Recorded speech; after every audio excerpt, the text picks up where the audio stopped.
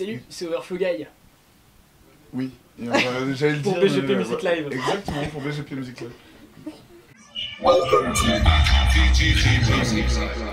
Donc salut et merci beaucoup d'avoir pris le temps de répondre à mes questions.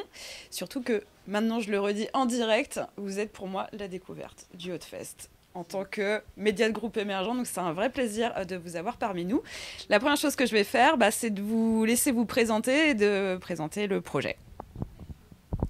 Donc moi c'est Gwen, du coup je suis à la batterie dans Overflow Guy et je vais laisser Bob se présenter et présenter le projet. Moi c'est Bob, je suis à la guitare et à la voix dans Overflow Guy. Et c'est un projet, c'est un groupe de musique. Je dirais que c'est notre projet. Notre projet. On peut on peut couper. Ça y est, c'est parfaitement décrit.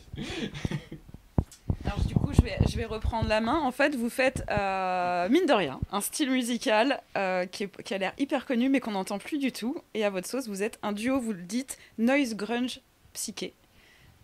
Donc, pourquoi vous avez voulu remettre au goût du jour ce genre musical? Est-ce que c'est vraiment les inspirations que vous avez à la base, ou c'était une espèce de revival qui est venu comme ça?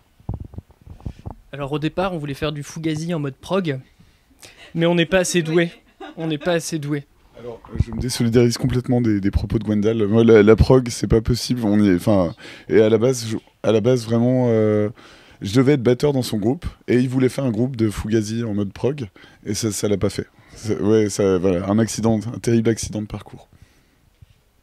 Et du coup, c'est quand même très très rare d'avoir un duo dans ce genre de musique. Donc comment vous vous êtes rencontrés, formés, et pourquoi vous avez décidé de rester duo, même en étant sur du live?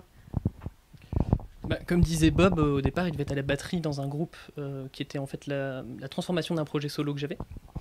Et puis au fil du temps, on s'est mis à buffer parce que les autres musiciens habitaient loin et pouvaient pas forcément venir tout le temps. Donc on profitait des répètes pour buffer, et on s'est rendu compte que ça fonctionnait très très bien en inversant les instruments. Et le duo, parce que justement, ça fonctionnait très bien, c'était très instinctif, et rajouter quelqu'un en plus, ça rajoute de la complication et ça fait moins viscéral, je dirais. On a essayé plusieurs fois avec des bassistes différents, et ça enlevait un truc en fait. On gagnait pas forcément en volume sonore, et on perdait beaucoup en énergie. Du coup, on est resté en duo. Mais on n'est pas fermé à l'ouverture éventuellement au synthé, de quelqu'un qui se mettrait au synthé. Mais pour l'instant, on va essayer d'épuiser le format duo. Une fois que c'est épuisé, on cherchera d'autres trucs.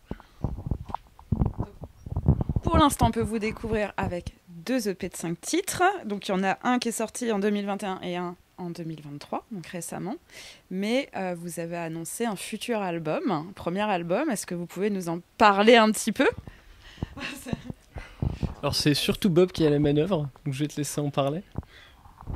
Il y a du boulot. Il y a beaucoup de boulot. On fait tout nous-mêmes. Ouais. Et on n'est pas forcément très calé. On apprend en même temps qu'on fait. Donc on fait beaucoup d'erreurs, on se trompe beaucoup. Et du coup, là, on espère que ça va aller, mais on est encore en plein... On a fait la base et on a plein de choses à faire encore. On a plein de choses à rajouter, parce que ce qu'on perd en pression acoustique dans un live, il faut qu'on le remette autrement en album. Sinon c'est super chiant en fait. Donc là, il faut vraiment qu'on trouve plein de petites astuces pour que ce soit intéressant à écouter. Et comme il y a beaucoup de morceaux, il y a beaucoup de travail. Je savais pas que c'était aussi... je m'en rendais pas compte. Ouais, du coup, c'est la question que j'allais poser. Vous êtes complètement autoproduit, surtout, que ce soit musique, vous êtes tous les deux. C'est ça? C'est ça, on se débrouille mal mais tout seul. Donc voilà. On a fait juste masteriser en fait par quelqu'un d'autre le deuxième EP. Le premier EP, on l'a enregistré chez mon prof de batterie, donc avec lui. Et là maintenant l'album, on est vraiment. Je pense que le master on le fera quand même faire. Oui. Mais le reste on le fait vraiment seul. Là on a enregistré toutes les batteries et les premières guitares cet été dans un grenier en Savoie. C'était incroyable, c'était trop bien. Très chouette. Ça donne aussi la marque de fabrique. Clairement, à part et puis même du son que vous sortez. Moi, je vous invite vraiment à aller écouter parce que en fait, voilà, à l'écoute, on se rend plus compte juste de réduire à grunge. Je vais redire l'objectif que vous marquez sur votre Bandcamp.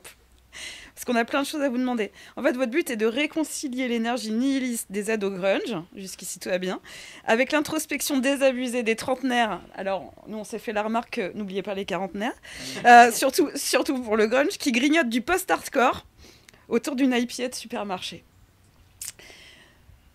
On était fatigués. Comme on disait, la com, on l'a fait nous-mêmes, mais on l'a fait pas très bien.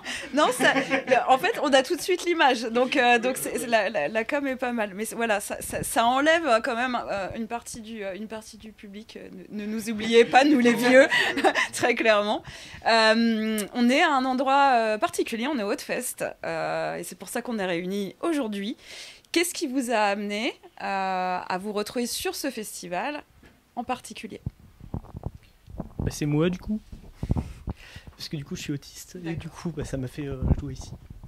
Parce que, en fait, vous aviez entendu parler des assos qui sont en question ou, Bah, en fait, Laurie avait publié au tout début un post sur Facebook en Ouais. demandant un coup de main pour monter ce festival.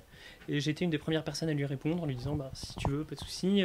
J'ai essayé de donner des petits trucs, mais comme je suis pas hyper calé en orga, c'était resté très basique. Mais j'ai essayé de donner un coup de main et apparemment ça l'a touché. Et voilà. Oui.